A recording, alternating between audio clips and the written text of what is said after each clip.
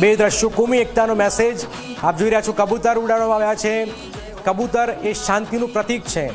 કબૂતર એ શાંતિનું પ્રતીક છે અને એટલા જ માટે ગિયાસુદ્દીન શેખ જે પૂર્વ ધારાસભ્ય છે, મુસ્લિમ સમાજના અગ્રણી છે, એ મહંત દિલીપદાસજી મહારાજ હોય, ઝા સાહેબ હોય, એ બંનેનું સ્વાગત કર્યું, કબૂતર ઉડાડ્યા।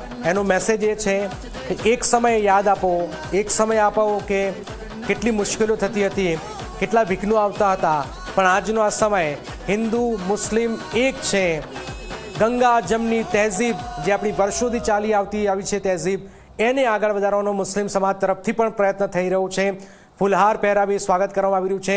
મુસ્લિમ જે વિસ્તારો જે છે ત્યાં જ્યારે રથયાત્રા પહોંચે છે ત્યારે હવે એક સમય જ્યારે હતો ત્યારે મુશ્કેલરૂપ સ્થિતિ હતી। આજે તમામ મુસ્લિમ અગ્રણીઓ આજે ફુલહાર, આજે ફૂલ નાખી રહ્યા છે આપણા હિન્દુ ભાઈઓ પર અને આપ જોઈ રહ્યા છો એકતાનો મેસેજ આપવાનો પ્રયત્ન કરવામાં આવી રહ્યો છે। કબૂતર ઉડાડવામાં આવ્યા છે। કબૂતર ઉડાડી શાંતિનો આ મેસેજ, કોમી એકતાનો સંદેશ આપવાનો પ્રયત્ન, અને જે પહેલાં પણ કહ્યું કે ગંગા જમની તે તહેજીબ છે એ પણ મૂળ જે છે માનવ ધર્મ નિભાવવાની વાત કરવામાં આવી છે। તમામ લોકો એક છે એ મેસેજ આપવાનો પ્રયત્ન કરવામાં આવ્યો છે। અહીંયા અમારે ત્યાં જે દાયકાઓથી અમે જ્યારે સાથે રહ્યા એ લોકો કોઈને કોઈ કારણે સુખી થયા, કાંક અશાંત પરિસ્થિતિના પરિણામે લોકોએ સ્થળાંતર કર્યું, પરંતુ વર્ષમાં એક દિવસ એવો હોય છે એ પવિત્ર રથયાત્રાનો કે એ દિવસે અમે અમારા પરંપરાગત જે જૂના જે અમારા પાડોશીઓ હતા, જેમની સાથે અમે બાળપણ વાગોળ્યું હતું, એ તમામ લોકોના પણ આજે અમને એકબીજાના દર્શન થાય છે।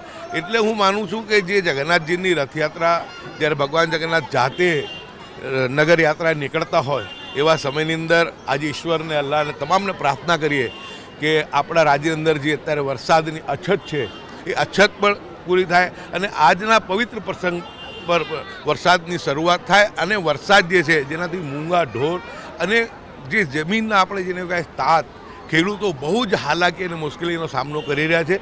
તો આજના પવિત્ર પ્રસંગે આજે આપણે ઈશ્વરને એ જ પ્રાર્થના કરીએ કે જબરદસ્ત રીતે વરસાદ થાય, લોકોને પાણી, પીવાના પાણીની, સિંચાઈના પાણીની, ખેતીમાં કોઈ પ્રશ્ન ના થાય અને રાજ્યની જે હમણાં આપણે જોઈએ ઘણા લાંબા સમયથી કે જે એકતા ભાઈચારાનો માહોલ છે, એક સમય હતો કે જ્યારે શાહપુર દરિયાપુરમાં રથયાત્રા આવે ત્યારે સૌના જીવ ઉચ્ચાર થઈ જતા હતા। અહીંયા જનતા કર્ફ્યુ સુધી રાખવાની જરૂર પડતી હતી, પરંતુ ઘણા લાંબા સમયથી હિન્દુ મુસ્લિમ તમામ ભેગા મળીને, તમામ પક્ષના લોકોએ સાથે મળીને શાહપુરની શાનને વધારી છે। એકતા, ભાઈચારા અને શાંતિના માહોલને આપણે અહીંયા જે છે શાહપુરમાં બનાવી રાખ્યું છે। અમે એ જ ઈચ્છીએ કે જે વાતાવરણ શાહપુરમાં બન્યું છે, શાંતિ, અમન અને ભાઈચારાનું, એ જ વાતાવરણ સમગ્ર રાજ્ય અને સમગ્ર દેશમાં થાય અને આપણે તમામ લોકો